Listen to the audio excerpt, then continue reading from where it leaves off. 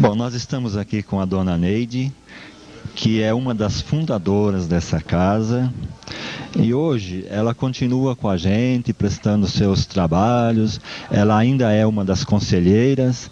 Dona Neide, hoje, na comemoração desses 20 anos do CAE Santana, é uma data muito especial para todos nós. Acredito eu que para a senhora em particular, talvez até seja mais especial do que para qualquer um de nós. Então nós gostaríamos que a senhora dissesse alguma coisa a respeito desses 20 anos, desse amor imenso que a senhora tem demonstrado para todos nós, em especial para esta casa. Boa tarde a todos. O amor realmente é imenso. A data realmente é muito especial. CAE Santana faz parte do meu coração, eu acho que desde antes de reencarnar. Porque não é à toa que a gente implanta, funda uma casa e continua nela, se não fosse já uma coisa meio programada, né? O CAE Santana, nessa trajetória de 20 anos, teve momentos lindos, altos, maravilhosos, iluminados, e teve momentos difíceis, tristes, quase fechando as portas. Mas a garra que a gente tem que manter para que esta casa continue linda, maravilhosa e sempre iluminada, é continuar com um pensamento firme em Jesus, na espiritualidade e com um amor no coração. Só isso é que mantém uma casa aberta. É o amor e a fraternidade que um companheiro passa para o outro aqui dentro. Dona Neide, sendo a senhora uma das fundadoras do CAE Santana, nós gostaríamos que a senhora dissesse assim rapidamente como foi o início de tudo. Como foi que aconteceu tudo isso? Bom, o início aconteceu, eu venho de uma família espírita. Na minha família já havia aqui em Santana um centro que tinha sido construído pelo meu pai, pelo meu avô, e era um salãozinho pequeno, né? Mas no momento em que eu estava no segundo ano de escola, junto com a turma toda, esta casa que eles haviam construído ia ser demolida, ia perder a finalidade de um trabalho espiritual. E eu fiquei meio tocada, pedi ao meu dirigente se a gente podia fazer evangelho uma vez por semana nesse local. E ele se motivou de tal maneira que ele falou que o mais difícil era a gente ter o espaço para abrir uma casa, que nós tínhamos tudo na mão, por que não abrimos uma casa? E aí os companheiros, todo mundo seguro, segundo ano de escola, vamos abrir, não vamos abrir. Passamos alguns meses, nesse meio tempo eu tive que adaptar a casa, reformar um pouquinho, isso tudo saiu do meu bolso, sem eu perceber. Quando eu chegava em casa, meu pai já tinha mandado fazer e eu tinha que pagar, mas foi indo, a coisa foi indo. Aí eu estava, assim, com muito medo, realmente, vendo a responsabilidade que era. E um belo dia, eu falei, bom, eles não decidem nada, hoje eu vou chegar na escola, se eles não falarem nada, eu vou dizer que meu pai já alugou o espaço, e aí gente não abre mais nada, né? Mas naquele dia, quando eu cheguei na aula, eles pediram uma palavra e foram lá na frente, falaram que tinham decidido abrir a casa, e eu tive que engolir, e nós abrimos a casa. Mas sempre foi com muito amor que a gente fez isso, só que éramos um grupo ainda inseguro, pessoas que estavam ainda na escola de aprendizes, e a gente acabou metendo um pouquinho os pés pelas mãos, porque a gente dava valor, era tudo muito pequenininho, num salão muito pequeno, a gente punha as divisórias que nós ganhamos e fazia do lado de trás da divisória a câmara de passes e do outro lado a assistência com a palestra. Então, enquanto estava fazendo a palestra, eles não podiam preparar a câmara, era coisa tudo desse muito improvisado, né? E assim nós fomos indo, porque meu pai cedeu a casa praticamente para nós. Nós não pagávamos aluguel, a gente só pagava uma ajuda de custo para pagar o consumo de luz, imposto, essas coisas. Passamos 2 anos, um enxergando o defeito do outro. E não fizemos nada, né, para crescer, para evoluir, para poder arrumar um outro espaço maior, tudo. E a gente passou a brigar. O pior foi isso, que a gente passou um pegar no pé do outro, né? Depois de 2 anos a gente percebeu que a vida tinha dado uma virada e a gente ia ter que deixar a casa, porque de alguma maneira aquela casa estava no meio de umas construções enormes e que nós não podíamos mais ficar lá. Aí eu questionei a espiritualidade, por que que aquilo estava acontecendo, se a gente estava com tanta boa vontade, e a resposta que veio foi exatamente essa, que nós passamos 2 anos, um enxergando mais o defeito do outro, do que procurando construir alguma coisa de útil. Então, que a gente buscasse o caminho da gente, que eles ainda iam ajudar. E aí a gente foi atrás, até que nós encontramos um porãozinho, pequenininho, que foi a única coisa que deu pra gente alugar, e nós fomos pro porão. E lá nós passamos 4 anos trabalhando, assim, ainda com probleminhas, tudo, mas tentando levantar. Quem eram as pessoas? Dessa época, quem fundou a casa foi Antônio Carlos, eu, o Edson, o Márcio, a Minervina, a Lilian. Nós tínhamos o Vladimir, a mãe do Antônio Carlos, Maria Antônia, a Fátima e a Selma, que depois saíram, mas que implantaram a evangelização infantil para gente.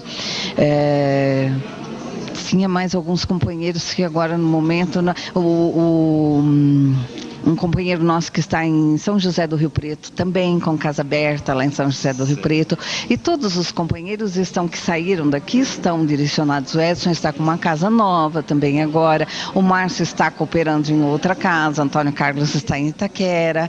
Então, todos eles, a gente ainda continua estando, se Deus quiser, Deus permitir, para o ano que vem, nos 21 anos do CEI Santana, eu vou juntar os fundadores do CEI Santana, todos aqui. Isso é uma promessa. É uma promessa que eu estou fazendo para mim e para vocês aqui agora, porque nós fizemos isso com os 18 anos do CEI Santana. Então nós vamos procurar fazer.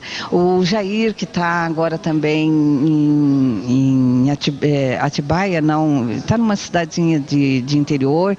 A Mari, que está em Atibaia, que fundou a casa com a gente. Então nós vamos buscar todo esse pessoal, vamos procurar estar com todos eles aqui nos 21 anos de CEI Santana. Seria muito importante, porque isso faz parte da história do CEI Santana.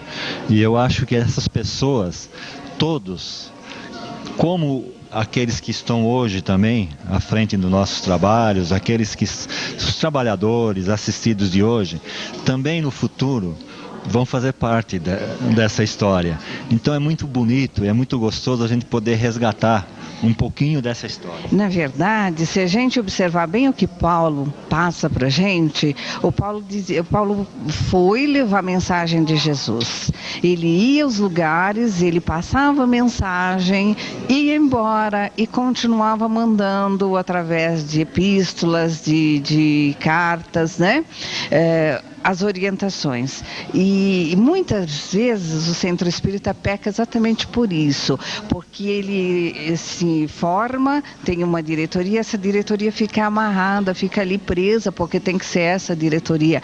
E na verdade não é isso. A gente tem que dar a cooperação da gente em tudo que a gente puder, mas a gente tem que passar para frente. A gente tem que ficar por trás, como o Paulo ficava. Precisa de mim, estou aqui, precisa de orientação. Estou aqui, não sou ninguém para orientar ninguém, mas tenho uma experiência um pouquinho maior. Então vamos sentar junto, vamos conversar, vamos ver qual o melhor caminho. Mas a gente tem que permitir que as outras pessoas cresçam também.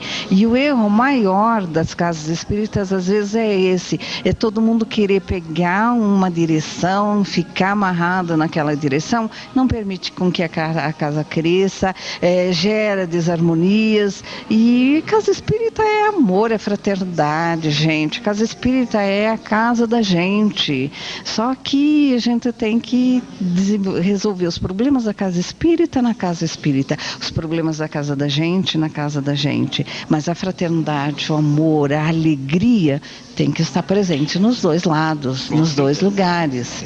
Se isso acontecer dentro de uma casa espírita, essa casa espírita está levando a fim a sua função, que é levar paz, alegria, amor, fraternidade às pessoas que procuram. Levar conhecimento, levar ferramentas para que as pessoas possam se trabalhar, dizer que crescimento espiritual existe sem dor? Não existe.